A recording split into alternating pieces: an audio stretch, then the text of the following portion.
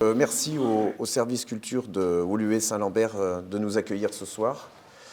Paul Quadens, certains d'entre vous le connaissent peut-être, il habite Woluwe Saint-Lambert. Il est actif dans le domaine de la sculpture et du design depuis plus de 30 ans. Et donc aujourd'hui, un livre. Voilà, la philosophie de la soustraction. Alors, qu'est-ce que c'est la philosophie de la soustraction en quelques mots ? C'est une proposition philosophique, je ne sais pas, c'est un peu compliqué de catégoriser ça, mais c'est une proposition de vivre mieux, de vivre un peu dans la soustraction du matériel, dans la soustraction des besoins, dans la soustraction des obligations, dans la soustraction de toutes ces choses qui sont additionnées et additionnées dans notre société aujourd'hui, depuis bien longtemps, par le capital, par le marché, par la valeur d'échange, qui n'ont fait qu'augmenter, augmenter, ajouter. Dès qu'on a un problème, on rajoute quelque chose pour soi-disant trouver une solution qui est elle-même un problème, un nouveau problème. Et voilà, moi je propose d'enlever des choses, de retirer cette marchandise pour retrouver du sens, retrouver de la vérité, retrouver nos âmes, retrouver nos esprits. Et nous sommes désincarnés aujourd'hui à cause de cette marchandise. Voilà. Et c'est quoi le but de cette soustraction ? Un peu comme toutes les philosophies, l'idée c'est quand même d'aller vers une forme de bonheur. C'est de se comprendre, de se trouver, de comprendre le monde et de s'accepter dans un monde qu'on comprend. Ça, pour moi, c'est un des axes philosophiques extrêmement importants que beaucoup de philosophes ont travaillé. Donc c'est moi ce que j'ai découvert dans mon travail philosophique en lisant les textes. Je ne suis jamais qu'une sorte de messager. Je n'ai pas la prétention d'avoir déjà maintenant des concepts philosophiques bien clairs. Je suis plutôt une sorte de messager qui a lu beaucoup et qui a surtout compris certaines choses. Voilà. Et donc l'idée, pour répondre à votre question, c'est évidemment pour trouver le bonheur. Le bonheur, c'est quoi ? C'est évidemment quelque chose d'extrêmement subjectif, mais différent pour chacun, et tant mieux. C'est, en gros, si on veut simplifier, on peut dire que nous connaissons tous des joies. Tous les jours, on a des joies, on a des plaisirs. Le bonheur, on va dire que c'est un état de joie permanent. Et c'est comme ça que je vois les choses. Et je ne conçois le bonheur, en fait, que dans l'acceptation de soi, dans la connaissance de soi et la compréhension du monde. C'est là tout le gros programme, évidemment, la compréhension du monde. Donc, pour résumer, votre livre est un livre critique de la société, du système, et il propose des solutions pour s'en libérer et pour accéder au bonheur. C'est un essai anti-système. Qu'est-ce qui a été l'élément déclencheur pour l'écrire ? Oui, alors là, c'est plutôt ça, revenir un peu à la base, parce que et je vais un peu expliquer aussi un peu mon parcours pour qu'on comprenne un peu, parce que c'est vrai que je suis designer, artiste, je fais de la sculpture depuis 30 ans, mais en fait non, ça n'a pas commencé comme ça. J'ai commencé par lire, et à 15 ans, des gens de ma famille sont là et s'en souviennent, donc à 15 ans, je lisais déjà Roland Barthes, Jean Baudrillard, Michel Foucault, Gilles Deleuze, 15, 17 ans, et puis Bertolt Brecht, Goethe, et puis Freud. Enfin bon, bref, j'ai commencé n'importe comment la lecture, en fait. Tout ce que je viens de citer sont des choses extrêmement importantes, mais c'était brouillon. J'ai mal lu, j'étais trop jeune, j'ai tout mélangé. Et puis, je m'intéressais beaucoup au dessin. J'étais assez... Je ne vais pas dire que j'étais doué, parce qu'on y reviendra peut-être plus tard, mais j'étais assez bon en dessin et j'ai commencé à dessiner. Et puis,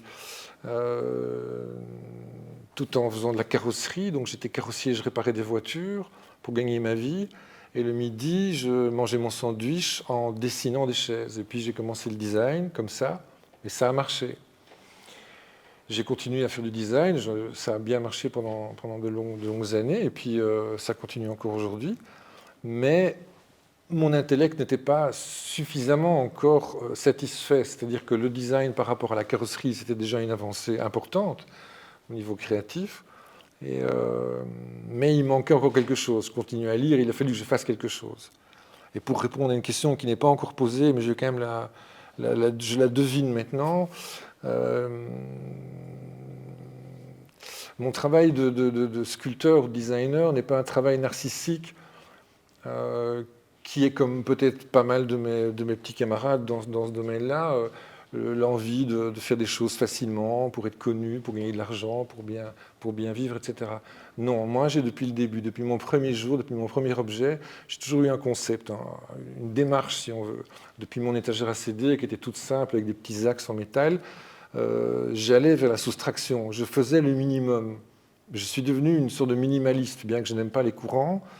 Je suis devenu une sorte de minimaliste et aujourd'hui, je passe mon temps entre la recherche du point d'équilibre, le déséquilibre, l'équilibre instable, visuel, physique. Et mes meilleures pièces sont des pièces qui sont en équilibre instable, qui ont une stabilité, mais qui faussent un petit peu la stabilité, qui sont dans la soustraction, dans le minimum.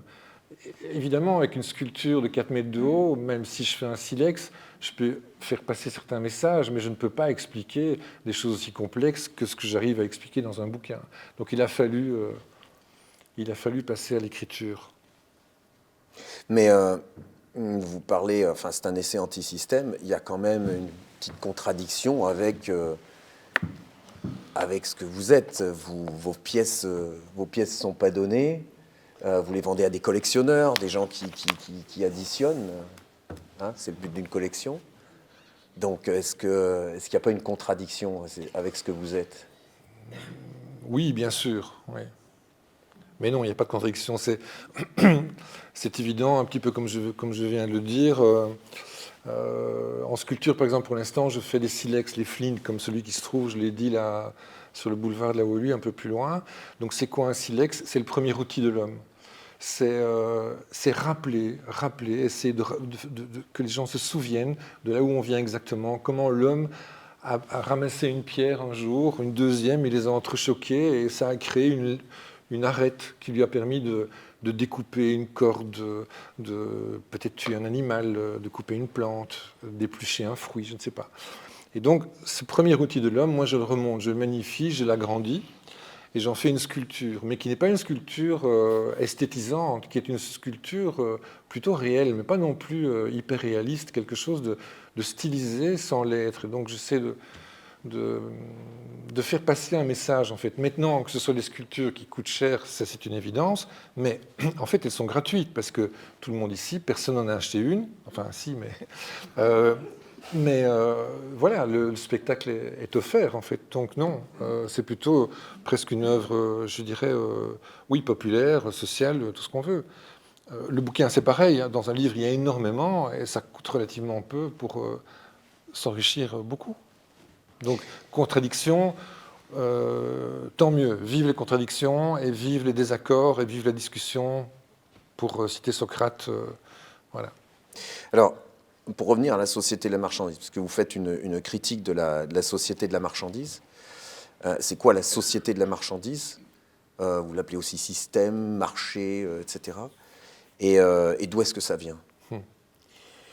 Bon, il faut replacer ça dans l'histoire, parce que je crois que ça nous a échappé. En fait, on a tous des bonnes notions d'histoire, mais la provenance exacte de la société de la valeur d'échange date du néolithique, avec les premiers stocks. Donc en gros, l'homme est sur Terre depuis 2,5 millions d'années, quelque chose comme ça. Le paléolithique se passe, le mésolithique, l'ère glaciaire, et puis on arrive à la révolution néolithique, où là l'homme passe de chasseur-cueilleur à agriculteur. Il arrive à travailler la terre, et donc l'ère agraire est arrivée. Avant, dans le paléolithique, il chassait un animal, il tuait l'animal, il le mangeait, il donnait à manger à sa famille, tout allait bien. Il pêchait un poisson, il cueillait des fruits, il mangeait des plantes, etc. Tout allait bien pour sa famille. Ça ne dépassait pas sa famille, éventuellement l'un ou l'autre voisin. Mais au néolithique, ça s'est passé complètement différemment. On a commencé à cultiver les sols, et à ce moment-là, les gens ont commencé à faire du stock. Il y avait trop. On s'est rendu compte qu'en une journée de travail, on avait de quoi nourrir, je ne sais pas moi, une dizaine, une vingtaine de personnes. Alors, il y en a qui se sont un peu mieux organisés que d'autres, qui arrivaient à cultiver avec des outils qu'ils fabriquaient en bois, avec des animaux qui tiraient tout ça. Et certains ont été plus efficaces que d'autres, parce que l'homme est très intelligent et qu'il arrive à trouver des solutions. Le voisin est un peu moins malin, un peu moins débrouillard, il ne va pas le faire. Alors celui qui a cultivé pour plus que sa famille, il va devoir donner une partie au voisin. Ça, c'est ce qu'il va faire au début, et puis il va se rendre compte qu'il voudra quelque chose en échange, parce que pourquoi a-t-il travaillé autant pour nourrir son voisin? Donc, le commerce a commencé comme ça, tout simplement, et on va dire qu'une chose extrêmement importante, parce que tout se lie, tout se tient dans l'histoire. Je vais parler du pili. Le pili, en fait, c'est le pilier. Et on stockait les céréales, on stockait le blé, on stockait ça sur un pilier, sur le grenier d'abondance africain, par exemple, qui s'appelle le pili. Le pili a donné son nom à la police. La police, c'est la cité. Donc ça, tout part de là, en fait. La police, donc le nom de la cité, vient du pilier, du grenier d'abondance, des premiers stocks. On peut dire qu'au néolithique, avec les premiers stocks, il y avait déjà un peu de Wall Street. Il faut m'excuser du raccourci, mais en gros, c'est ça. En gros, il y avait déjà un marché qui s'installait. Il n'y avait pas une bourse, mais il y avait un marché qui s'installait. Donc voilà comment ça s'est déroulé, Pili, etc. Je parlerai plus tard de la démocratie, j'y reviendrai, parce que là aussi, il y a beaucoup à dire. Et puis, je vais passer faire un grand saut dans l'histoire et arriver à Karl Marx, donc au XIXe siècle. Et Karl Marx nous explique sur des bouquins, le Capital, je n'ai pas le Capital ici, mais j'ai ici des œuvres, l'idéologie allemande ici qui est fait avec Engels en édition complète, c'est une brique énorme. Vous avez tout lu? J'ai lu toutes les idéologies allemandes et j'ai lu une petite partie ici des œuvres complètes. Je me suis tapé toutes les idéologies allemandes. Et donc Marx nous explique qu'il faut prendre Marx comme le philosophe, il ne faut pas se laisser avoir avec le bolchevisme russe, hein, il faut vraiment faire la part des choses. Donc Marx nous explique la baisse du taux de profit et la saturation des marchés. Donc il avait compris que toute production connaît à un moment une baisse du taux de profit et une saturation des marchés, ce qui mène la production en question à la faillite, à l'échec, et à une nouvelle fabrication, une nouvelle production. Bon. Mais c'est essentiel, en fait. Et si on comprend ça, si on comprend que cette baisse du taux de profit, cette saturation des marchés est endémique au système de la valeur d'échange, alors on comprend tout. Donc système capitaliste. Au système capitaliste. Alors on commence à tout comprendre. Il explique de manière très compliquée et très longue, je vais le faire très court. En gros, c'est ça. La main-d'œuvre de l'homme est exploitable. On sait exploiter l'homme dans une usine, le temps de main-d'œuvre, la qualité de l'homme en question ou de la femme, son temps de travail, on peut l'esclavager, on peut l'exploiter, on peut très bien le payer. Tout ça est souple. On peut jouer avec la main-d'œuvre de l'homme. C'est ce qui a été fait. Et puis la machine est arrivée. Le robot, la machine. La machine, elle, par contre, ne peut pas être exploitée. Elle est neuve. Quand elle arrive neuve, elle ne fait que s'user. Donc elle va perdre de sa valeur et surtout, elle n'a rien produit que l'énergie qu'elle a demandé à sa propre construction. Et le problème de la machine, c'est que l'usine qui utilise des machines et des robots pour fabriquer n'importe quelle production a une certaine marge de bénéficiaire, une certaine rentabilité. Mais c'est très facile pour l'usine voisine d'acheter des machines un peu plus récentes, un peu plus performantes, et de faire des produits similaires, un peu moins chers, et de produire donc moins cher, donc baisse du taux de profit, saturation des marchés, parce que immédiatement, cette deuxième usine, pour être en bonne concurrence, va devoir produire plus que nous n'avons besoin. Et c'est ça le truc, en fait, c'est qu'on parle de surconsommation, attention à la surconsommation. Non, c'est la surproduction le problème. C'est qu'il y a trop de production. Et cette production est obligatoire, si le marché veut continuer à tourner, si les usines ne veulent pas toutes fermer. Et c'est ça le truc de Marx. Et si on regarde un peu notre société comme elle est construite dans ce prisme-là, on comprend très vite toutes les mythologies, on en parlera après, qui sont en fait toutes des excuses à de nouveaux marchés, à de nouveaux commerces, pour écouler la surproduction, etc. Voilà, en 2 mots. D'accord. Et donc, vous proposez donc la philosophie. Pour vous, la philosophie, les philosophes, alors vous remontez très très loin dans la philosophie, jusqu'au premier philosophe. Il donne un éclairage. Sur ce qui arrive. Ce que vous venez de dire, ça arrive aujourd'hui. Enfin, on est dans l'actualité. Alors, les philosophes ont très vite compris le système. Donc, je vais de nouveau revenir en arrière, loin en arrière, et essayer de démontrer que la philosophie aujourd'hui, elle est en gros mal vue par le système de la valeur d'échange, puisque ça ne convient pas du tout au système de la valeur d'échange. La valeur d'échange cherche des clients, tous égaux, tous unis. Il y a une recherche de l'indistinction. On est dans une société de la dédifférenciation. Tout le monde doit faire la même chose, penser la même chose. Et on le voit avec la politique, on le voit avec... autour de nous, c'est une évidence. Les extrêmes sont vraiment très mal vus. Donc, la philosophie, elle, a toujours cherché l'essentiel. Et je fais une petite remarque. J'ai un ami qui s'intéressait à la philosophie dernièrement et qui m'a dit, j'ai acheté un bouquin de vulgarisation de philosophie, etc. Et dans ce livre, on dit que les philosophes ne s'aimaient pas, et se contredisaient, ils avaient chacun leur opinion, leur vision des choses, etc. On nous présente dans les livres de vulgarisation les philosophes comme des rigolos, avec des longues barbes, qui pensent et qui ont chacun un peu leur idée folle, et ce sont des vieux fous. Bon, ça, c'est le système de la valeur d'échange qui nous fabrique et qui nous dit voilà ce que c'est la philosophie. Et les philosophes, c'est ça. Un peu comme les Monty Python à l'époque, où si quelqu'un se rappelle de ça, qui étaient des joueurs de foot et qui couraient en citant leurs citations. Donc, voilà ce qu'on nous dit. Mais en fait, non, parce que quand on lit les textes, donc ici, il y a quand même quelques milliers de pages, de Héraclite en 550 avant Jésus-Christ à Éphèse, donc au Moyen-Orient. Aristote, attention au bouquin ici que j'ai lu extraordinaire, la métaphysique d'Aristote. Le traité de l'âme d'Aristote, Sénèque en 50 de notre ère à Rome. Marx, j'en ai parlé. Le grand Spinoza, extraordinaire. L'éthique de Spinoza, j'en parlerai aussi, jusqu'à Hegel, la phénoménologie de l'esprit. Donc, Hugues m'a demandé de prendre mes livres avec moi pour que je vous les montre. Donc, la phénoménologie de l'esprit de Hegel, donc on est en 1830, je crois, c'est le texte le plus compliqué de tous les temps. Donc tout le monde va le dire. Ceux qui ont abordé ce texte-là vont dire que c'est un texte impossible. Autant Spinoza, il y a moyen de le digérer, autant Hegel, c'est vraiment très compliqué. J'ai mis 2 ans à lire ce bouquin.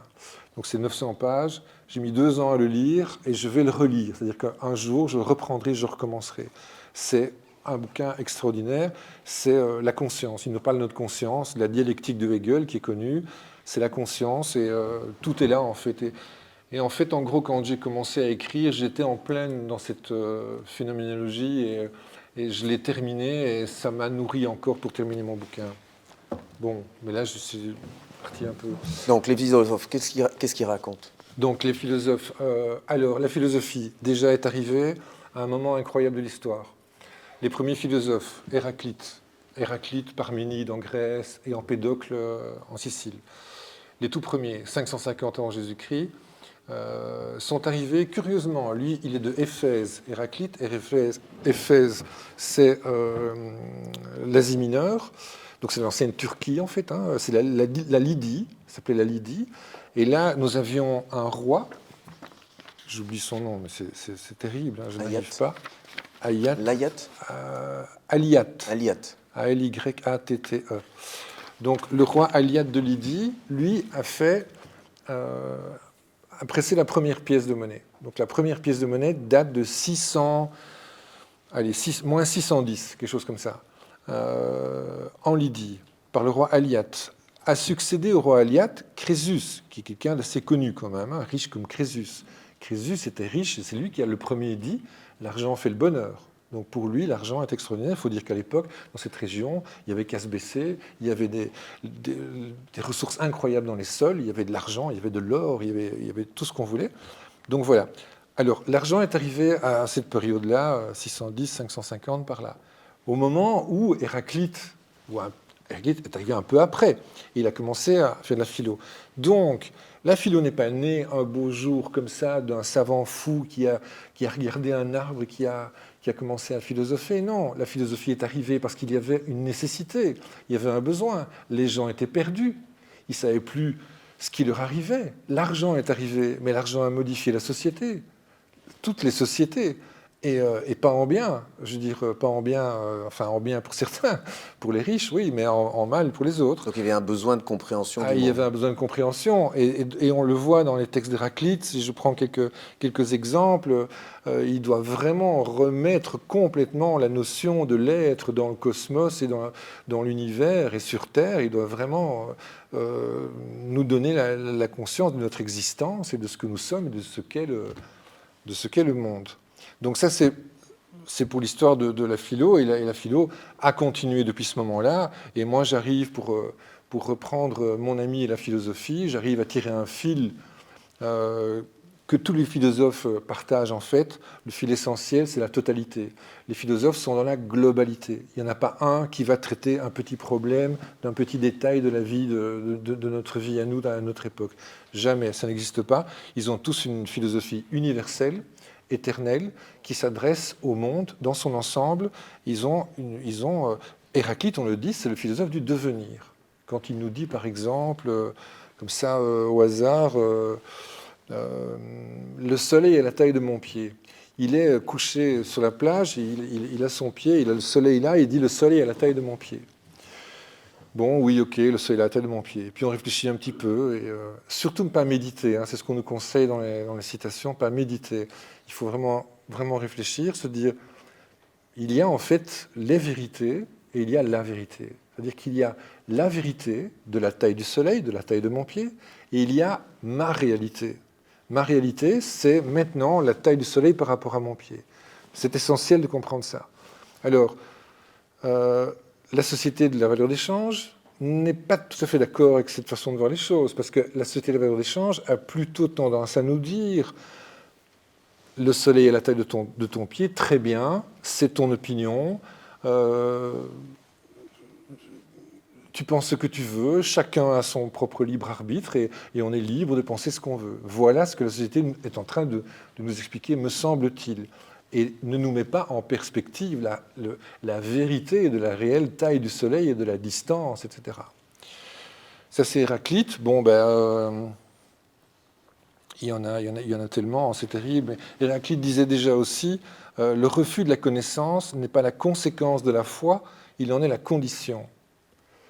Donc est-ce qu'on se rend compte qu'à cette époque-là, en Grèce, avec des multiples dieux, etc., on peut imaginer qu'un philosophe nous dise que, quelque part, le refus de la connaissance, donc l'ignorance, est une condition pour avoir la foi. Donc c'est tout à fait étonnant. Il dit des choses comme « la plus belle harmonie naît des différences ». Merveilleux, c'est fabuleux. Alors déjà, sur la police et sur la cité, Héraclite disait « il n'y a qu'une seule manière de diriger les affaires de la cité. Imaginer que d'autres méthodes existent est une chimère. D'autres vues ne sont que le fait d'autres hommes attirés par le pouvoir. » Envoyons ça à nos politiciens.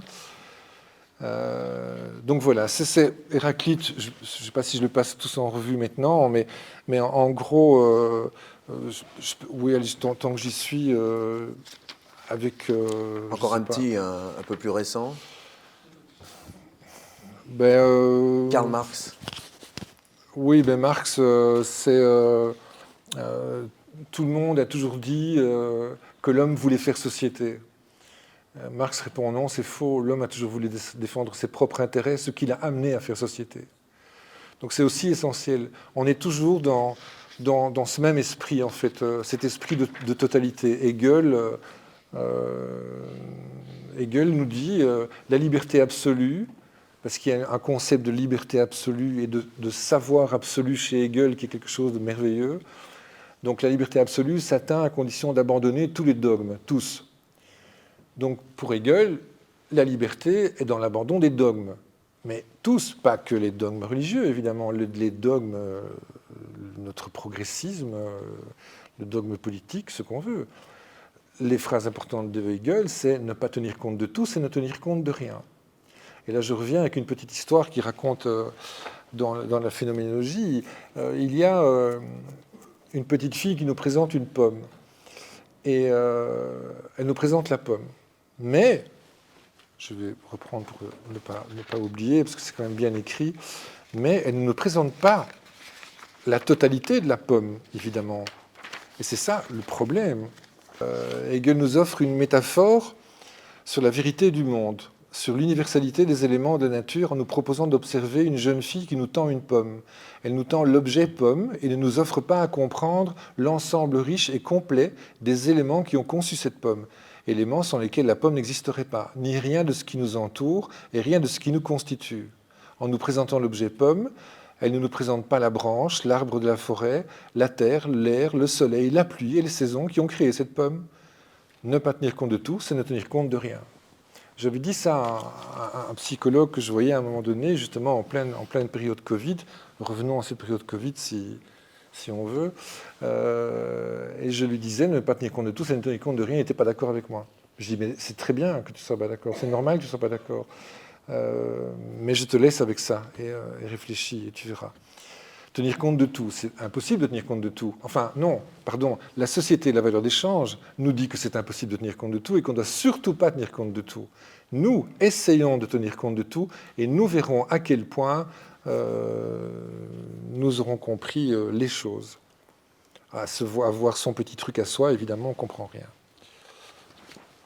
Cette société de la marchandise, elle va donc chercher à nous maintenir dans l'ignorance. Elle va chercher à nous aliéner, à empêcher notre développement. Et ça, Hegel le montre très bien dans son cheminement, dans le cheminement de sa dialectique. De sa dialectique, Ouais. l'en-soi, le pour-soi et le retour à soi. Ça, Ouais. c'est un fil dans votre ouvrage. Vous pouvez nous expliquer ? Oui, ben c'est le thème central de la phénoménologie, évidemment. Mais curieusement, il n'est écrit que 2 fois ou 3 fois dans tout le bouquin dialectique. Donc, j'ai l'impression que beaucoup de gens connaissent Hegel, peut-être de l'école, de l'université, mais peu ont vraiment lu. Enfin, je ne sais pas, j'ai un peu des problèmes avec ça. Bon, est-ce que je raconterais l'allégorie de la caverne de Platon, qui est en fait la métaphore qui nous permet de comprendre la dialectique de Hegel. Voilà. Bon, c'est très... Je vais aller assez vite. Je vais essayer d'imaginer ça, d'illustrer ça le plus simplement possible. L'allégorie de la caverne de Platon. Donc, ce sont des prisonniers. Ils sont dans une caverne. Ils sont adossés. Ils ne voient pas derrière eux. Et ils sont enchaînés. Adossés à la sortie. Adossés à la sortie. Devant eux, il y a le mur de la caverne. Et derrière le mur qui est derrière eux, il y a des hommes qui brandissent des bâtons avec des figurines, avec des visages découpés. Tout ça est éclairé par un feu qui se trouve encore derrière ces hommes-là. Et un peu plus loin, il y a la sortie, c'est-à-dire qu'il y a l'entrée de la caverne qui est une sortie à un puits de lumière.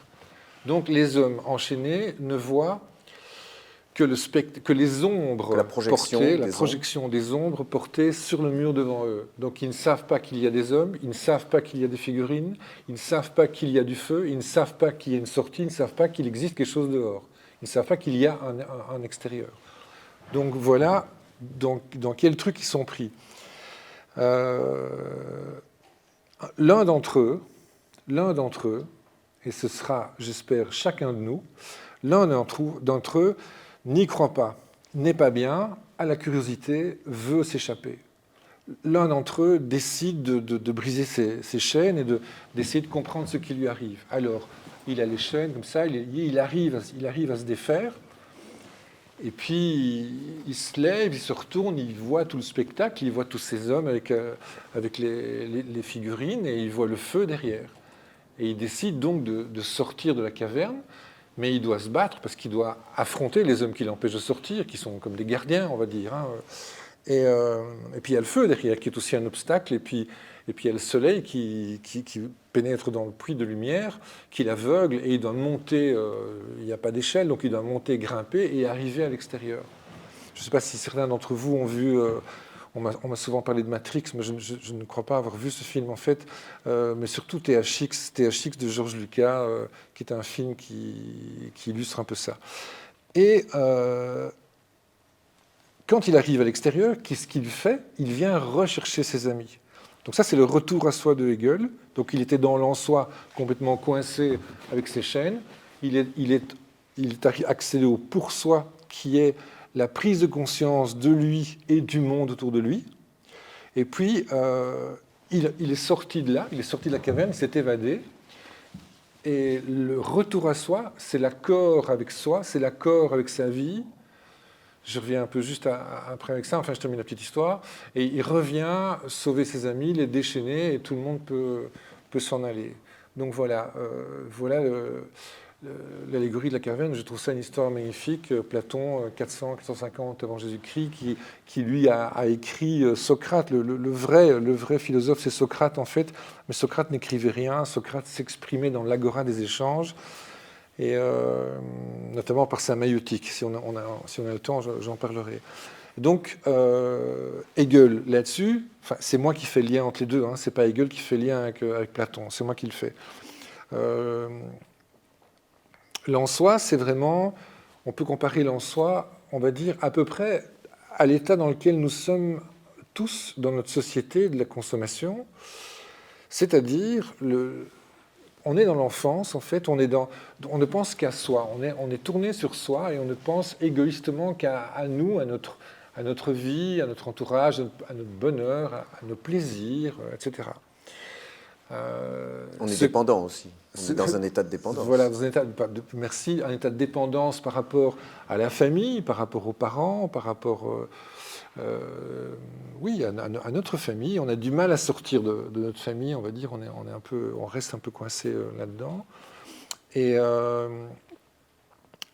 c'est exactement ce qui arrange la société de la valeur d'échange, comme on a bien compris, c'est que la société de la valeur d'échange, elle veut des clients, elle veut rien d'autre. Donc elle veut des gens qui ne réfléchissent pas trop, qui ne sortent pas d'eux-mêmes, qui ne remettent pas tout en question, qui ne brisent pas les chaînes, hein, qui n'essayent pas de sortir de la caverne. Elle veut qu'on reste bien assis devant la télé, devant Netflix, comme ils le sont dans la caverne. Voilà ce qu'elle veut, la société du libre-échange.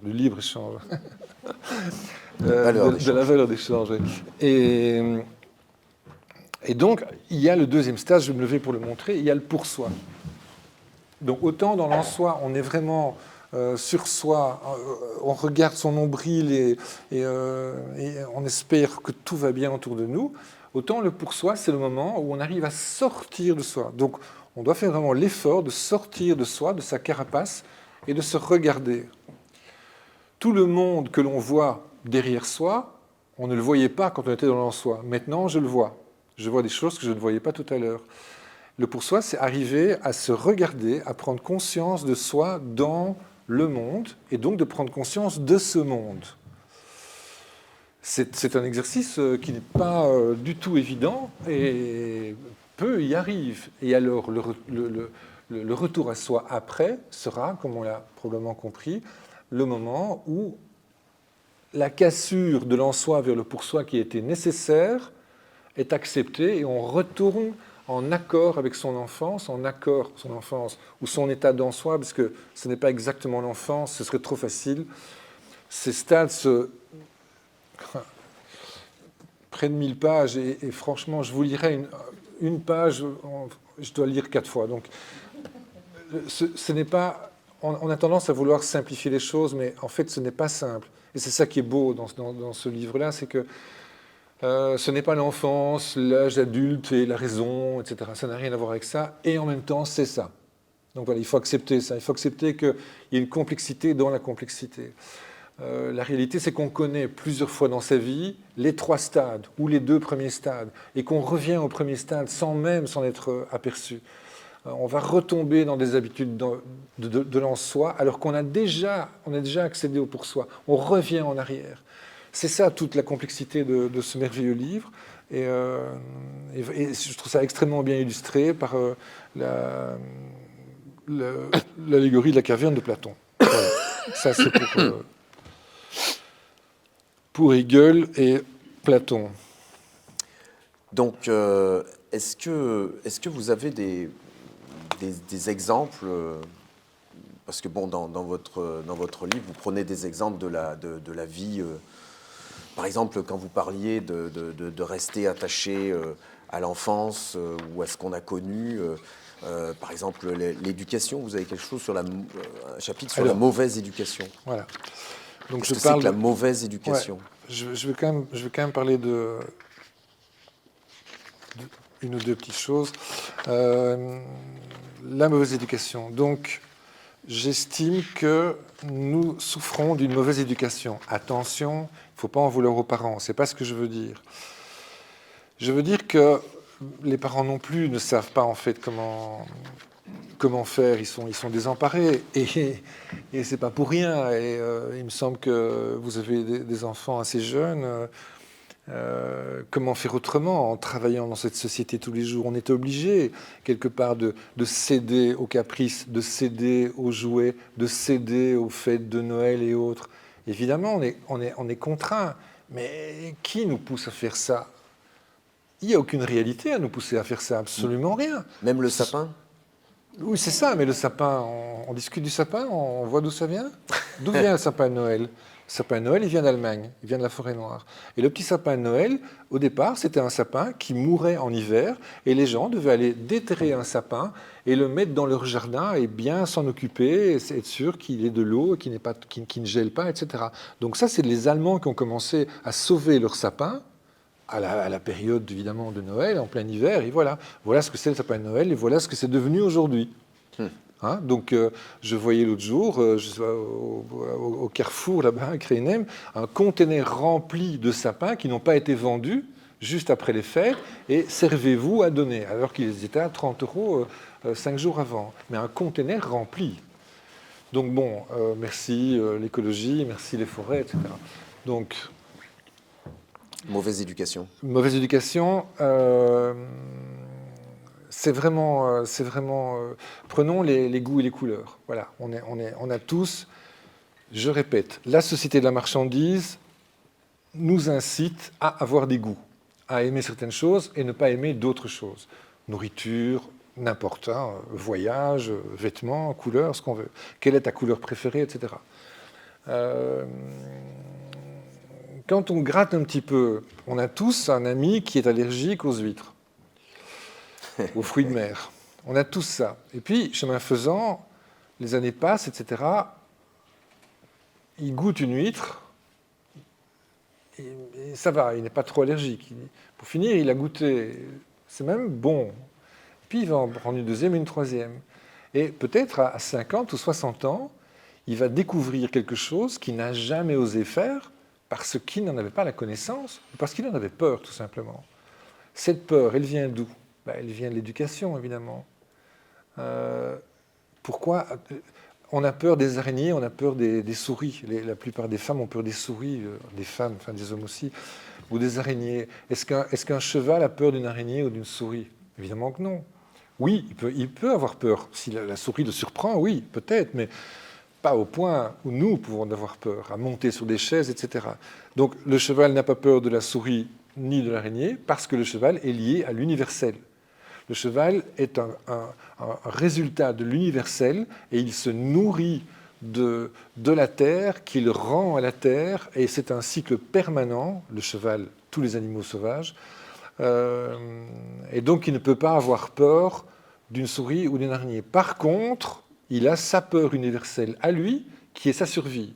Si le cheval n'a pas peur, il est mort. En quelques jours, un renard va l'attaquer, un loup, ou un renard, ou un autre animal carnassier, et c'est fini. Donc le cheval doit fuir dès qu'il a peur, et c'est sa survie, c'est sa peur. Donc, si on voulait expliquer à un cheval que la peur, c'est pas bien, tu ne dois pas avoir peur, etc., on serait en train de lui causer de graves problèmes. Non, non, non, il faut qu'il ait cette peur, c'est sa survie. Et moi, ce que je voudrais, c'est qu'on retrouve notre peur universelle, parce qu'on l'a en chacun de nous. Elle est naturelle, elle est en nous, elle est ontologique. Ça fait partie de notre organisme, cette peur-là. Mais la peur de la société de la marchandise, elle est bannie, cette peur-là, évidemment. On ne peut pas avoir peur, c'est mal d'avoir peur. Pourtant, on nous manipule avec la peur. On nous manipule avec la peur, on nous manipule avec la peur de la mort, la peur de la maladie, etc. Qui n'est pas la même peur. Non, les stoïciens nous disaient, les stoïciens, on adhère ou on n'adhère pas, mais les stoïciens nous disaient, accepte la maladie, accepte la souffrance, accepte la mort. Je prends ici Épictète à propos de la mort. Donc, Épictète, c'est quand Épictète, Rome, 5 ans de notre ère, même temps que Sénèque. Épictète, c'est même un peu amusant. Je dois mourir. Si c'est tout de suite, je vais à la mort. Si c'est dans un moment, pour l'instant je déjeune. Puisque l'heure est venue de le faire, ensuite je mourrai.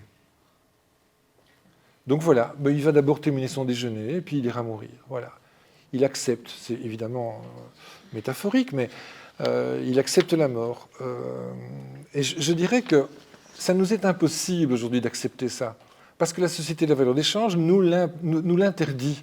Elle nous interdit de mourir, elle nous interdit d'avoir peur, elle nous interdit de supporter la souffrance et la maladie. Ce n'est pas naturel de ne pas supporter la souffrance. C'est complètement artificiel. Et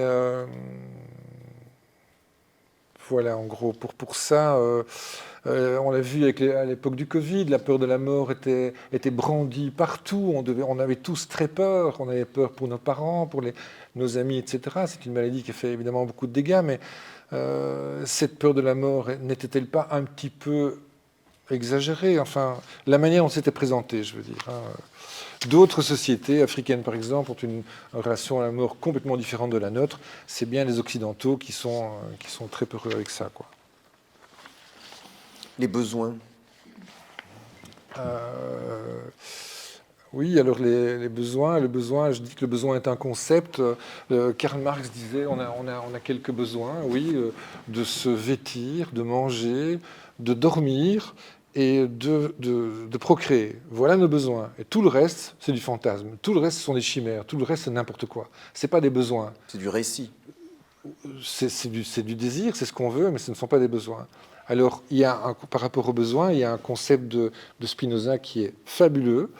Il y en a deux, Spinoza, qui valent vraiment la peine. Donc, retenez que quand je parle de ces philosophes, je fais une petite parenthèse sur les citations. Quand on cherche des philosophes sur Internet, on va tomber sur des citations de philosophes. Comme si ils avaient sorti des petites phrases géniales sur lesquelles il fallait méditer. Mais c'est n'importe quoi. Parce que dès qu'on lit le moindre livre, on comprend qu'il n'y a pas de citation dans les livres. Enfin, ils vont chercher des parties. Donc, attention à ça, faites bien gaffe. Il faut vraiment mieux vaut acheter un seul livre et le lire jusqu'au bout. Et si on n'a pas compris, le recommencer. C'est l'idéal. Les besoins. Les besoins. Oui, non, j'en étais avec Spinoza à propos des désirs.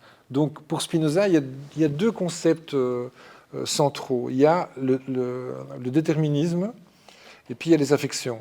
Donc, le déterminisme de Spinoza, il nous dit, donc en XVIIe siècle, Spinoza est un juif hollandais qui a été congédié par la synagogue.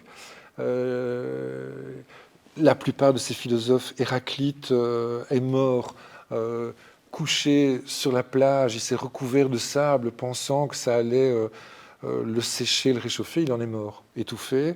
Et donc Spinoza, lui, a été, oui, mais il s'est promené toute sa vie avec un manteau déchiré parce que quelqu'un a voulu le poignarder, en fait. Donc le déterminisme de Spinoza, il nous dit que tout est déterminé, que le libre arbitre est une illusion. Nous avons l'impression de décider des choses, de prendre des décisions. Non. La société de libre-échange, d'échange, nous donne l'impression que nous prenons des décisions. On n'en prend pas. Tout est amené par des décisions, par des actes extérieurs qui font que nous réagissons. Donc on ne prend pas de décision, on réagit à des choses. Voilà comment Spinoza l'explique. C'est évidemment assez complexe. Il n'y a pas de fatalité là-dedans, ce n'est pas du fatalisme, absolument pas. Le déterminisme, c'est dire les choses sont déterminées, elles se produiront donc telles qu'elles doivent se produire. Donc ça, c'est une chose importante. La deuxième chose, ce sont les affections. Il nous dit que les affections sont au nombre de 3 et que nous sommes tous pareils et que c'est en nous, c'est divin, c'est de l'ordre du divin. C'est la joie, la tristesse et le désir. Ce sont les 3 affections. Il n'y en a pas d'autres. Tout le reste est contenu là-dedans, si on veut. Donc il y a la joie, les plaisirs, les tristesses, la souffrance, voilà, la tristesse, et les désirs. Et sur les désirs, c'est tout à fait intéressant. Ce que la société ne veut pas, justement, que nous comprenions, c'est qu'il ne s'agit pas... on désire, par exemple, quelque chose, un objet, peu importe lequel. Et on a envie de se l'approprier, ou peut-être une personne, je ne sais pas.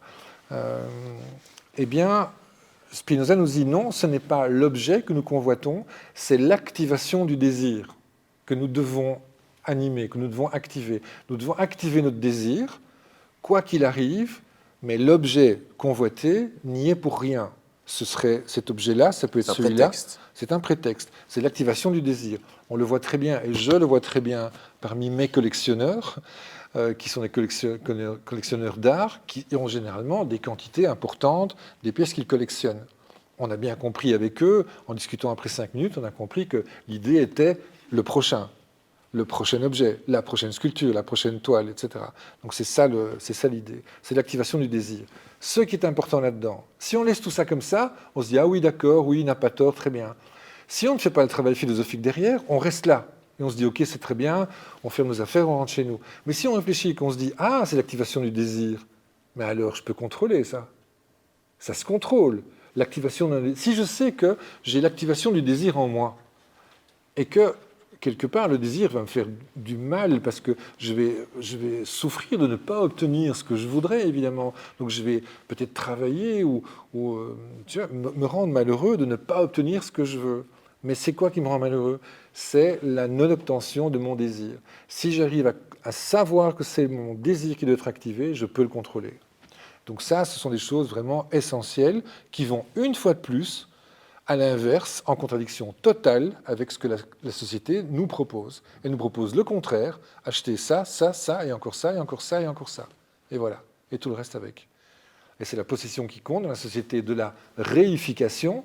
Nous sommes réifiés. La réification, c'est la transformation de toute chose en objet, en marchandise. Et on peut dire qu'aujourd'hui, comme je le disais au tout début, tout a un prix et ça ne va pas. Il faut se réveiller. Il faut récupérer nos âmes, récupérer notre essence, notre physis. C'est quoi la physis? La physis, chez les présocratiques, donc les présocratiques sont les philosophes avant Socrate, qu'on a appelés bizarrement présocratiques comme si ils préparaient Socrate, comme si... Enfin, ça m'a toujours un peu choqué. On aurait dû dire les anté-socratiques, c'était mieux dans le temps. Enfin, bon, bref. La physis, c'est...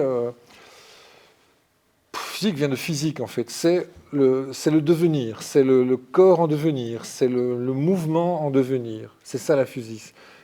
On a chacun une physis, en fait. On a chacun un devenir en nous. Voilà encore quelque chose que la société n'accepte pas. Elle préfère que nous soyons figés. Sommes-nous des êtres finis? J'en parlerai après. La société, ce qui l'intéresse, c'est d'avoir des clients stables, qui reviennent, etc., qui sont fidèles. Elle ne veut pas des gens qui savent qu'en eux, il y a une physis, quelque chose en nous qui est en mouvement et en évolution. Mais ça veut dire que demain, on peut changer d'avis. C'est très mauvais pour le commerce. Donc voilà, entre autres. Physis, Spinoza... Les besoins. Les besoins, c'est du concept, évidemment, mais ça s'expliquait avec le désir de Spinoza. Oui. Alors, en fait, donc pour résumer, l'intérêt de lire votre livre, c'est de trouver une voie pour se libérer de tout ça, pour se libérer de cette société de marchandises. Alors, qu'est-ce que vous proposez ? Vous proposez de dire non ? Vous proposez... Alors, d'où est-ce qu'on part ? Voilà, donc il ne peut pas y avoir de récupération de quoi que ce soit comme courant de pensée, comme mouvement politique. Ce n'est pas une révolution, vous... Absolument pas une révolution. La révolution est prévue par la société. Les partis politiques sont prévus par la société. Elle a tout organisé pour que ça arrive. Et elle sait exactement quoi en faire. Dès qu'on sort un petit peu du lot, on est directement scotché, on est radié, etc.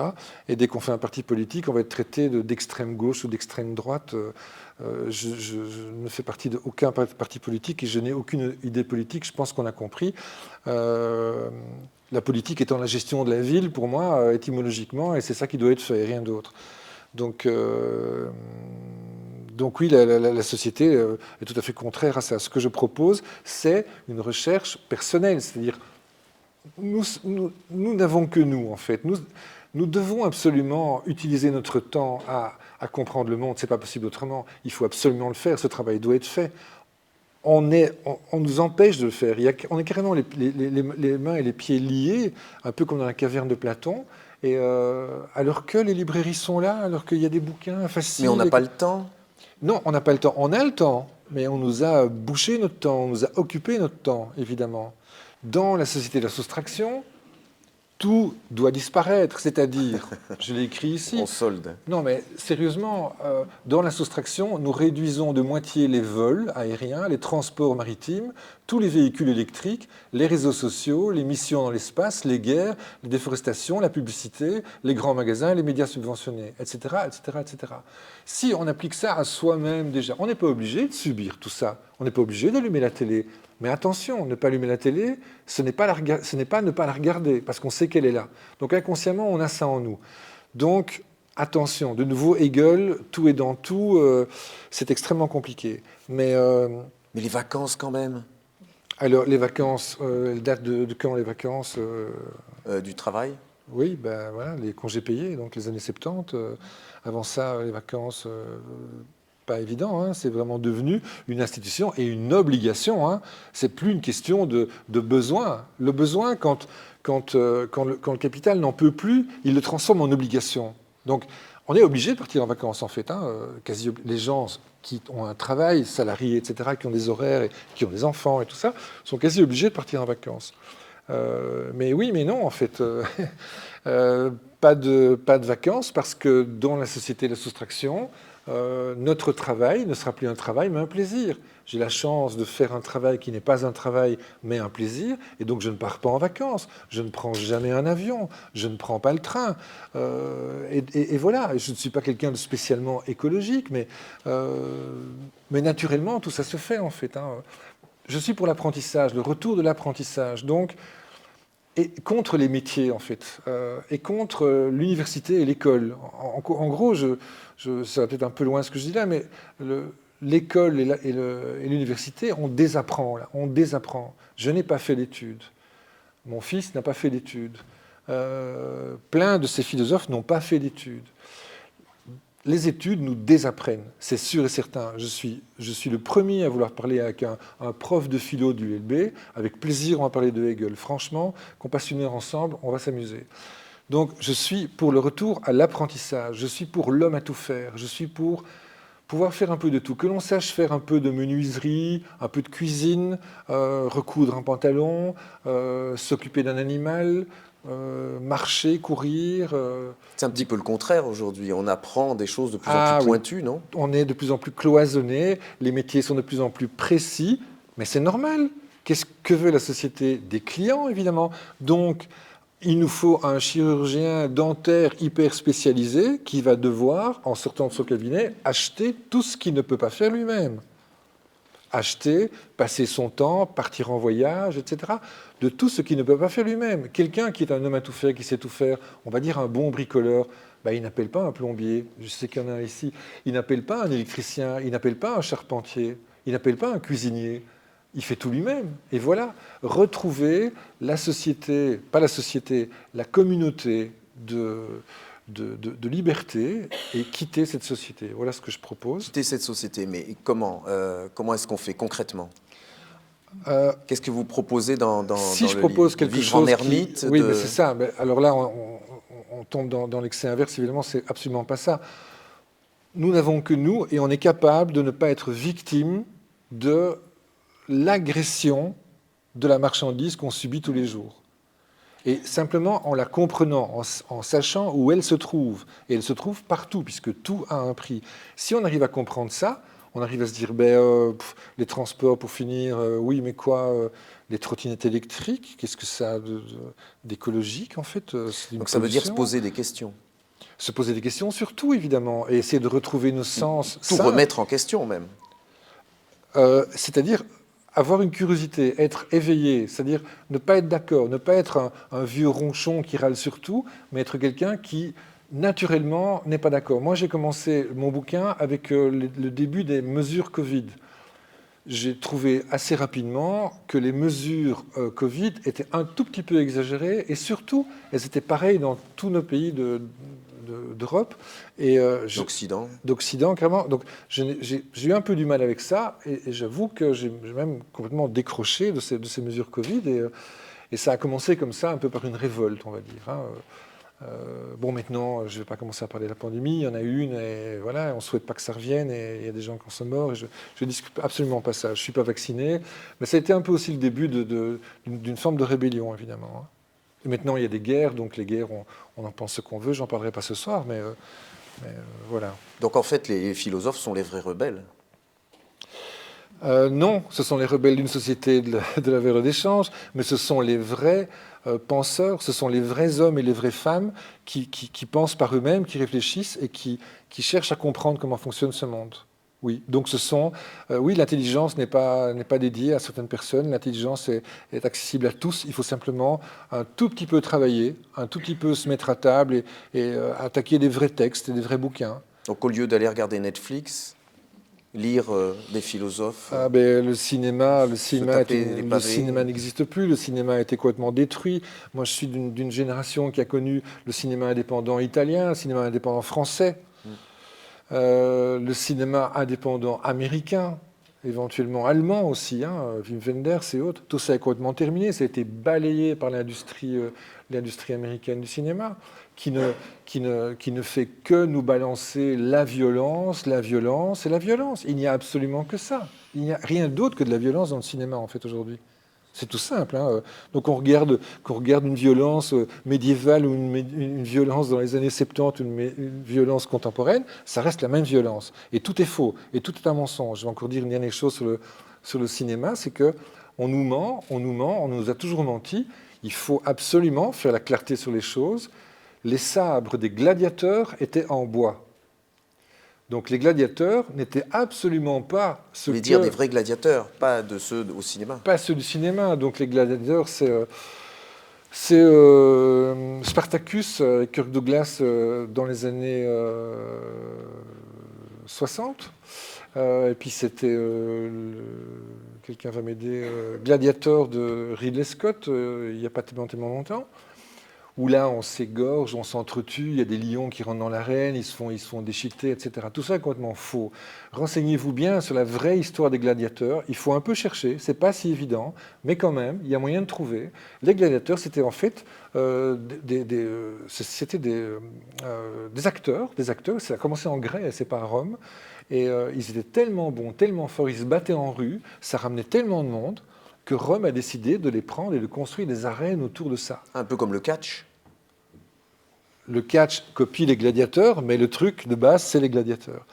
Et évidemment qu'ils ne mouraient pas, évidemment c'était des esclaves, il y avait des esclaves, ils étaient très bien payés, etc. Donc c'était vraiment une caste importante d'hommes très forts qui se battaient très bien, etc. Et c'était du spectacle. Et l'histoire du pouce levé, pouce descendu, dans le Ridley Scott, est une imposture, ça n'a jamais existé.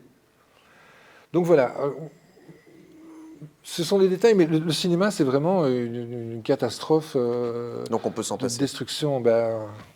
S'il vous plaît. Non, Et, il faut et peut-être... donc c'est comme ça qu'on accède à la liberté, c'est par la connaissance, par la curiosité, on est piqué de Oui, curiosité, par la connaissance, l'étude si on reprend Hegel... et la oui, compréhension, qui mène à la compréhension. la liberté absolue n'existe que quand on a décidé de refuser tous les dogmes. Déjà, commencer par refuser tous les dogmes, c'est une forme de liberté. C'est-à-dire que déjà comprendre quelque chose, comprendre un phénomène, c'est déjà s'en détacher. Comme Spinoza le disait, comprendre qu'on doit activer notre désir, c'est pouvoir le contrôler, donc on peut s'en détacher. Tout est là, en fait. Hein. Et si... je ne sais pas, il y a des végétariens, des véganes et des gens qui mangent bio, etc. Mais tout ça, c'est merveilleux pour les affaires, pour le commerce. Enfin, voyons, ça rapporte beaucoup d'argent, le bio, les véganes et les végétariens. Et chacun a la bonne conscience de dire, moi, je fais ça, moi, je mange bio, moi, je fais déjà ça pour la planète, etc., etc. Donc, on a notre bonne petite conscience, que l'on paye, évidemment, hein. Mais en fait, on ne fait rien, on fait tout le contraire, puisqu'on salit encore plus, évidemment, puisqu'on a rajouté quelque chose. Quand il n'y avait pas d'industrie bio, il n'y avait pas d'industrie bio. Qu'est-ce qu'on a fait? On a rajouté des magasins, on a rajouté un système commercial, on a rajouté toute une armada de produits qui n'existaient pas, et donc qui polluent. Et donc, quelque part, on s'en passait avant. Voilà. Donc comment est-ce qu'on fait pour ne pas être récupéré? On ouvre les yeux, on fait attention, on est curieux et on fait attention à tout. Et quand on lit les philosophes, on comprend qu'il n'y a pas un détail qui leur échappe. Donc ils font attention à tout. Ils revoient tout dans tous les sens. Ils mettent tout à plat. Ils mettent tout à plat et tout y passe à la moulinette, quoi. Qui est-ce qui a acheté le livre de Paul, ici? Qui l'a déjà? Qui a déjà le livre de Paul? Ok. C'est juste pour savoir si... Est-ce que vous avez des questions à Paul? Oui? Une question pour vous. Oui. Vous avez dit que la philosophie était la clé du bonheur, j'ai bien compris. Non. Qu'est-ce que la philosophie? Non, je dis qu'il n'y a que par la philosophie qu'on a une chance de comprendre le monde tel qu'il est et de s'accepter dans ce monde. C'est la seule méthode de compréhension. Et la compréhension mène au bonheur. L'ignorance mène à rien ou au malheur. Alors, si on revient à l'étymologie du mot philosophe, Oui. il veut dire amour de la sagesse. De la sagesse. Oui, oui. Donc, en fait, le philosophe n'est qu'une étape. Parce que pour moi, l'étape atteinte, c'est la sagesse. Je ne pense pas que ce soit possible pour tout le monde. Le problème des philosophes aujourd'hui, c'est qu'ils se cantonnent à ce stade, sans jamais le dépasser. C'est pour ça qu'aujourd'hui, on peut dire Bernard-Henri Lévy qu'il est philosophe, par exemple. Il suffit, vous parlez de philosophie de la soustraction, en fait, il suffit d'additionner des livres pour se dire philosophe. Et je pense que la meilleure manière pour moi de comprendre le monde, et peut-être atteindre le bonheur si Dieu nous le permet, c'est de se diriger vers la mystique, en fait, la métaphysique. C'est la métaphysique qui sera le plus à même de vous amener à comprendre ce qui se passe. Donc, la philosophie est un très bon outil, mais pour moi, il n'est pas suffisant. Et on pourrait très bien y arriver à travers la poésie. Je pense par exemple à Rumi, qui est un grand mystique soufiste, et qui a écrit, je pense, sur 30 ans, à peu près 80 000 poèmes. Voilà, c'était juste pour... Ok, je vais juste revenir une seconde sur ce que tu as dit avant. Je m'arrête au 19e siècle en philosophie. Éventuellement, je peux aller jusqu'à Jean-Paul Sartre, au 20e siècle, qui a fait une dialectique quand même forte, inspirée de Hegel. Et je ne vais jamais aller dans le 21e avec des Bernard-Henri Lévy, des Michel Onfray, des Comte Sponville, et tous ces philosophes de pacotille qui remplissent et qui vivent bien en vendant leurs livres à des grandes quantités, qui ne font pas de philosophie, qui font de la politique. Ils font de la politique et éventuellement un peu d'éthique, c'est tout ce qu'ils font. Donc pour moi, la philosophie s'arrête au moment où, avant la marchandisation de la philosophie, elle a été marchandisée au XXe siècle. Donc vraiment, à ce moment-là, ça devient une industrie. Et donc, quelque part, chaque fois que j'en vois un, que j'en lis un, ou que je fais un peu attention, je me dis, mais ces gens n'ont rien lu, en fait. C'est une imposture, voilà. Donc, tout ce qui est maintenant de toutes les méthodes dont tu parles avec plaisir, la poésie, tu parles de métaphysique, c'est très bien, mais tout est bon. L'important, je crois que la philosophie est pour moi la seule méthode. L'important est d'ouvrir une fenêtre sur le monde, d'avoir une curiosité, de ne pas être d'accord et de chercher à comprendre. Ça, pour moi, c'est la base. Maintenant, de n'importe quelle manière, tu vois, pour moi, c'est... Je suis d'accord avec toutes les manières. Si on m'explique qu'un concept a été compris, je suis le premier à en discuter et j'accepterai certainement, quoi. Évidemment qu'il y a des artistes et des poètes qui ont été très loin en philosophie sans peut-être le vouloir, on est d'accord. Mais attention aux milliers de pages qui s'additionnent aussi, hein. On n'a qu'une vie, donc quand je mets 2 ans pour lire la phénoménologie, je mets 2 ans. Donc je conseille ça. Oui. J'ai une question, madame? Non, c'est bon. Ah. Merci de nous avoir partagé tous les philosophes passés. Mais je reste sur ma fin. Comment est-ce que concrètement, moi, aujourd'hui, je peux vivre mieux en soustrayant? J'y crois vraiment qu'on peut vivre mieux en soustrayant. Mais quelle est votre vision? Je ne l'ai pas encore vu. Quelle est votre vision de soustrayer, alors que tout le monde nous demande d'ajouter? Encore maintenant, ce qu'on dit avec les acteurs, ils veulent plus, ils veulent plus. Non, Comment pas vivre moins. mieux en soustrayant, en ayant moins? J'attends des réponses à cette question. Bon, alors on a besoin de concret. Exactement. Les agriculteurs ne veulent pas plus, ils ne veulent pas moins.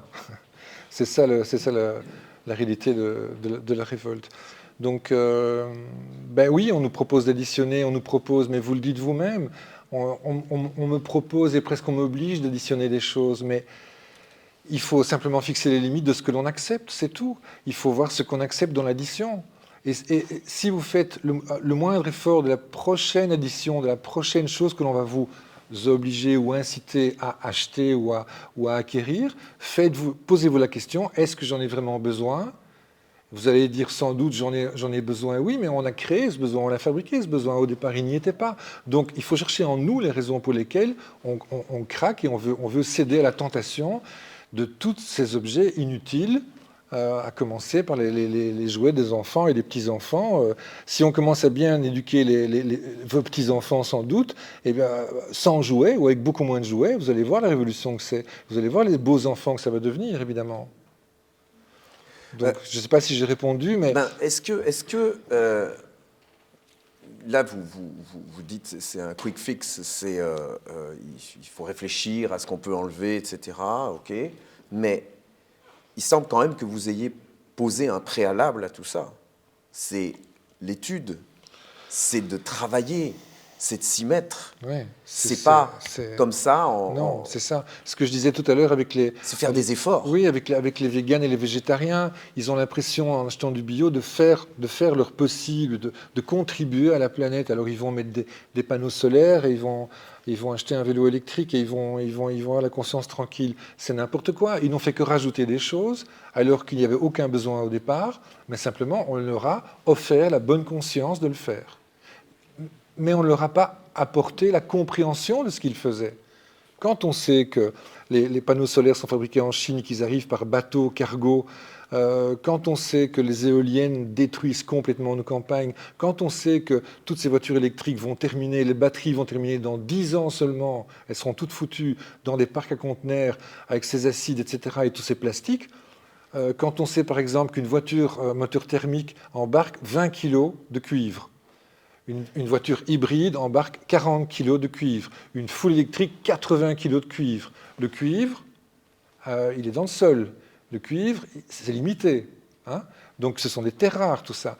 Eh bien voilà, nous on continue à nous fourguer ça et on déguste et en avant et on fait confiance. Moi je dis il faut se réveiller. Ce n'est pas en étant révolutionnaire, en disant non à tout qu'on va y arriver, parce que ce serait une posture violente et la violence ne mène à rien. Je dis que c'est dans la compréhension, dans l'étude, la lecture des textes qu'on arrivera petit à petit à mettre les choses ensemble et à comprendre dans quel système nous sommes exactement. C'est un travail personnel qu'il faut faire. C'est lent, mais comme disait Sénèque, il faut une vie pour apprendre à vivre. Il n'est jamais trop tard. Et tous les plaisirs peuvent s'acquérir à n'importe quel âge et avoir un éveil à 80 ans comme à 60, pourquoi pas? Ou à 30. Voilà. Question au fond? Oui, merci beaucoup. Est-ce qu'il y a des sociétés, des philosophies, des spiritualités, des sagesses, que sais-je, qui pourraient actuellement, en l'état, dans leur pratique, se rapprocher de la philosophie de la soustraction? Bien sûr, évidemment, je veux dire, moins il y a de marchandises, plus il y a de sagesse. C'est tout simple. Plus tu descends dans le sud, en Afrique, peut-être même en Amérique du Sud, en Asie, plus tu t'éloignes de la marchandise, plus tu vas rencontrer de la sagesse. Plus la vie est simple, moins il y a d'objets à acquérir et de richesses à avoir, plus les gens vivront naturellement, simplement, dans leur être générique, comme on vivait dans les communautés ancestrales, évidemment, c'est clair. Vous proposez dans votre livre de se rapprocher de la nature. Vous accordez beaucoup d'importance à... Oui, parce que se rapprocher de la nature. J'ai la chance de m'occuper de chevaux et je ne m'en occupe pas du tout comme un riche bourgeois qui monte à cheval dans un manège. Au contraire, j'ai appris les chevaux en étant avec eux, dans leur vie de tous les jours, en liberté. Et ça m'a ouvert un monde de compréhension de ces grands animaux sauvages, de l'approche qu'ils ont envers l'homme, leur intelligence, etc. Donc je découvre un monde incroyable tous les jours. J'y étais encore cet après-midi voir mon cheval pour avoir une petite discussion avec elle et c'était magnifique. Donc c'est mon équilibre de vie. Ça va très bien avec la philosophie. Le cheval, par exemple, peut rester immobile pendant 1 heure en soulevant une jambe. Il dort, les yeux ouverts, et il ne fait rien, il attend, il ne fait rien. L'homme est incapable, c'est Blaise Pascal qui disait ça, l'homme est incapable de rester immobile pendant plus de quelques minutes, parce qu'il doit rester actif, il a peur de la mort. La peur de sa propre mort fait qu'il doit tout le temps être en action. L'animal n'a pas la conscience de sa mort, donc l'animal peut rester immobile. C'est merveilleux. Rapprochons-nous de l'animal et on vivra mieux, franchement. Acceptons les choses. C'est difficile, je sais c'est difficile, mais il faut quand même faire un effort d'accepter les choses et on vivra nettement mieux. La nature, la beauté, elle est en vitesse. Puis c'est encore des questions. Il y aura encore une question. Donc la beauté, je parle de beauté vraie, beauté fausse dans le livre. Je dis que la beauté, et je suis en train de lire un bouquin esthétique de Hegel justement sur ce sujet, enfin j'avais écrit ça avant, la beauté ne s'applique qu'aux réalisations humaines, pour moi. Je dis pour moi. Hein. Je suis dans l'esthétique, donc je fais des choses qui sont belles. Et pour moi, la beauté ne s'applique qu'aux réalisations humaines. La nature, le problème de la beauté ne se pose pas. Je veux dire, pour la nature elle-même. Nous observons la nature et on va trouver qu'une fleur est plus jolie qu'une autre. Évidemment, c'est pas ça que je dis. Je dis que pour le monde de la nature, les concepts de beauté et de laideur ne se posent pas. On a une belle rose rouge, bien ouverte, etc. On a une plus petite rose un peu moche en dessous. L'abeille et la guêpe vont aller vers la belle rose, la belle grande rose, non pas parce qu'elle est belle, parce qu'elle est plus grande, parce qu'elle est plus proche, parce qu'elle est plus fournie, et parce qu'elle sera plus facile à butiner, plus accueillante. Nous, on va cueillir, on va tuer la fleur. On va tuer la fleur et on va l'offrir comme un cadeau narcissique de transfert esthétique de la beauté que nous n'avons pas à la femme que l'on convoite. Okay ?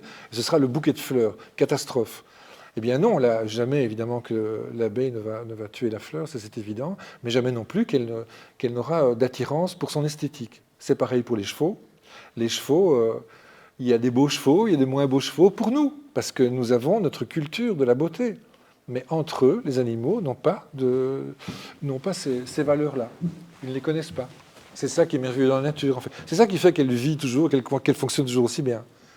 C'est une des choses qui fait que la nature se génère et s'autogénère. C'est qu'il n'y a pas de jugement de valeur. Je dirais même, pour les êtres humains, la beauté, la laideur est quelque chose de très, très discutable. Je dirais même ça. Mais bon. Monsieur, vous avez une question? C'est pas tellement une question, c'est plutôt un feedback en fait. Voilà, c'est un peu... J'étais assez fasciné par le fait que moi je te connais depuis longtemps et j'ai fini m'emmerder en venant à Arniti ce soir. En fait, j'étais passionné par tout le cheminement que tu nous as amené depuis le néolithique, l'apparition de l'agriculture, puis tous ces philosophes, etc. Et donc merci, vraiment merci. J'ai pas de questions, mais j'en ai un millier avec lesquels je vais repartir parce que tu nous as amené à toutes ces fameuses mots interpellants. Merci beaucoup, Pierre. Une dernière à propos de Socrate, une dernière, et puis je vous laisse, c'est la maïeutique de Socrate. Donc Socrate, ça va être intéressant pour vous aussi, est un philosophe qui à Athènes, s'exprime dans l'agora et il parle aux gens. Et on parle de la maïeutique de Socrate. Qu'est-ce que la maïeutique? Qu'est-ce qu'un maïeuticien? Un maïeuticien, c'est un sage homme. C'est quelqu'un qui accouche, comme une sage-femme, qui accouche des enfants. Il se fait que la mère de Socrate était maïeuticienne. Et donc, on parle de la maïeutique chez Socrate parce qu'il dit que c'est dans le discours et dans l'échange que les choses se passent. C'est dans la contradiction que la vérité va éclore. Et donc, la maïeutique, c'est dire... Le rapport avec l'accouchement, c'est vas-y, crache ta valda, vas-y, accouche, dis-moi ce que tu as à me dire. C'est ça la maïeutique. Donc c'est la provocation de l'autre, c'est le discours, c'est l'échange, et c'est de là que naîtra l'intelligence, la création de la pensée. Et je pense que là aussi, notre société de la marchandise n'est pas tellement d'accord avec ça, on est plutôt à proposer un professeur et des élèves qui écoutent, un politicien et des gens qui obéissent aux ordres. C'est plutôt ça que la société nous propose. Donc, évidemment, Socrate n'a pas fait long feu. Et la ciguë est évidemment poison. Au fond, Paul, vous ne vous prenez pas pour un philosophe, en fait? Non, parce que comme je ne me suis jamais vraiment pris pour un designer au sérieux, ni un artiste au sérieux, je veux dire, me cataloguer serait me freiner, serait m'empêcher de faire tout ce que j'ai à faire. J'ai un projet de faire de la musique, ce sera mon prochain projet, ce sera probablement de la musique. Et bien voilà, on ne me dira pas musicien à ce moment-là. Donc refuser les étiquettes, c'est commencer à vraiment prendre possession de toutes nos capacités. Et on en a énormément. L'homme a tout faire. Rappelons-nous, l'homme a tout faire. Léonard de Vinci. Oui, Léonard de Vinci, par exemple. Encore une dernière. Tout à l'heure, vous avez parlé de l'en-soi. Oui. C'est-à-dire un peu la posture de l'enfant dépendant et le passage pour soi. Est-ce que vous pourriez nous suggérer par rapport à ça pour entamer ce passage? C'est fondamental pour la libération. Essayez de vous observer. Essayez de vous regarder dans un miroir. Essayez de vous critiquer. En fait, pour accéder au pour soi, il faut s'abolir. Il faut s'abolir. Il faut détruire toutes nos valeurs. Il faut détruire toutes nos habitudes, tous nos tics, tous nos goûts, etc. Il faut s'abolir. Pas négativement. C'est pas une destruction que je propose. C'est vraiment une analyse en soustraction, en enlevant tout ce qu'on a chargé sur nous. On nous a chargé d'éducation, chargé de valeurs, chargé d'un tas de choses, et on se promène avec ça. Le pour soi, c'est déposer les valises, sortir de son enveloppe et s'observer. Et là, le constat est assez étonnant. On peut le faire à n'importe quel âge. Et Concrètement, c'est difficile à dire. Je ne peux pas vous dire physiquement ce qu'il faut faire ou comment le faire. Si on le fait seul, si on le fait à deux, c'est assez compliqué. Mais en gros, pour s'abolir, il faut se comprendre, il faut savoir ce qu'on charge sur nous, ce qu'on a chargé et ce qu'on porte avec nous. Et tout ce qu'on porte, essayer de le déposer, ne fût-ce qu'un certain temps. Comme si on était une autre personne. Oui. Et qu'on se décentrait, on se décalait. Oui. Et qu'on observait cette personne en train de vivre. Oui. Se critiquer. La plupart des gens disent moi je, on commence nos phrases par je ou moi, etc. Les gens ont une idée assez précise de tout ce qui les entoure, en fait. Ils ont leur avis sur tout, en fait, les gens. Et cette société de la marchandise, une fois de plus, elle veut ça. Elle veut des gens qui ont un avis sur tout. Parce que les gens qui ont un avis sur tout sont les bons clients. Parce qu'ils savent ce qu'ils veulent pas. Ils savent ce qu'ils veulent. Ils ne vont pas changer d'avis. La réalité est tout autre. La réalité est justement dans le mouvement, dans le changement. La réalité est dans le devenir, dans la physisme dont je parlais tout à l'heure. Dans le devenir que nous représentons. Hegel dit, quand on a appris quelque chose, quand on a appris, je ne sais pas, un bête truc, faire de la cuisine par exemple, à faire un bon plat, un truc comme ça. Dès qu'on a appris quelque chose, on est quelqu'un d'autre, on est une autre personne. On a vraiment changé en fait. Il y a l'avant et l'après. Moi par exemple, je vous fais une confidence, je ne sais pas nager. C'est quelque chose que je porte depuis mon enfance. Aujourd'hui, je l'avoue. Et aujourd'hui, j'arrive à vivre avec et à éventuellement, peut-être un jour, apprendre à nager.